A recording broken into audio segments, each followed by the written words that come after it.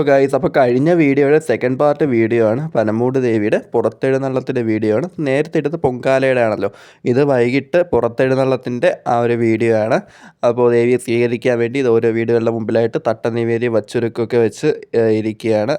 ഇത് ഞാൻ ഒരുക്കിയ തട്ടനിവേദ്യമാണ് കേട്ടോ. ഇത് എൻ്റെ കൊച്ചിൻ്റെ വീട്ടിലെയാണ്. അപ്പോൾ ഘോഷയാത്ര ഏകദേശം എത്തി തുടങ്ങിയിട്ടുണ്ടായിരുന്നു. പിന്നെ ഓരോ ക്ലബ്ബുകളുടെയൊക്കെ നേതൃത്വത്തിൽ ദേവിക്ക് സ്വീകരണമൊക്കെ ഉണ്ടായിരുന്നു കേട്ടോ, ഓരോ സ്ഥലങ്ങളിലായിട്ട്. അതിൻ്റെയൊക്കെ ഡാൻസും പാട്ടൊക്കെയാണ് നിങ്ങൾ നേരത്തെ കണ്ടത്. അപ്പോൾ ഇത് ദേവി എത്തിത്തുടങ്ങുന്നതാണ്. ദേവി ഓരോ വീടുകളിലെയും തട്ടനിവേദ്യം സ്വീകരിച്ചാണ് എത്തിത്തുടങ്ങുന്നത്. ആൻഡ് അതിനുശേഷം ഈ ഒരു പുറത്തെഴുന്നള്ളത്തിന് ഐതിഹ്യം എന്താണെന്ന് വെച്ചാൽ, പൊങ്കാലയ്ക്ക് ശേഷം ദേവിയുടെ സഹോദരിയായിട്ടുള്ള പുത്തമ്പാലം ചെന്നിലയ്ക്കൽ ദേവിയെ കാണാൻ പോകുന്നതാണ്. ഇപ്പോൾ അങ്ങോട്ട് പോകുമ്പോൾ ദേവിയെ മൂടാവി കൊണ്ട് മറച്ച് മൂടിയിട്ടിട്ടാണ് കൊണ്ടുപോകുന്നത്.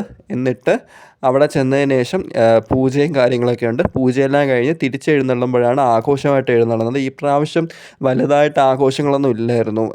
കളികളൊക്കെ കുറവായിരുന്നു. എന്ന് വെച്ചാൽ കളികളെന്ന് വെച്ചാൽ ദേവിക്ക് അകമ്പടിയായിട്ട് കുറേ കലാരൂപങ്ങൾ കാണും. അതിനെ ഇവിടെ പ്രാദേശികമായിട്ട് പറയുന്നതാണ്. എന്നിട്ട് ഓരോ വീടുകളിലും ചെന്ന് തട്ടനിവേദ്യമൊക്കെ എടുത്ത് ആരതിയൊക്കെ ഒഴിഞ്ഞിട്ടാണ് ദേവി പോകുന്നത്.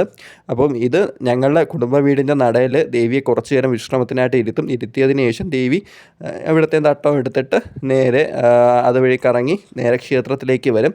ക്ഷേത്രത്തിൽ വന്നതിന് ശേഷം കാപ്പഴിക്കലും കുടിയിളക്കലും അതുപോലെ തന്നെ കുരിശിയും തൃക്കൊടിയിറക്കൊക്കെ ഉണ്ട്. അതോടുകൂടി ഈ വർഷത്തെ ഉത്സവം അവസാനിക്കും. ഇനി ഒരു വർഷത്തെ കാത്തിരിപ്പാണ് പനമൂടമ്മയുടെ ഉത്സവത്തിന് വേണ്ടിയിട്ട്.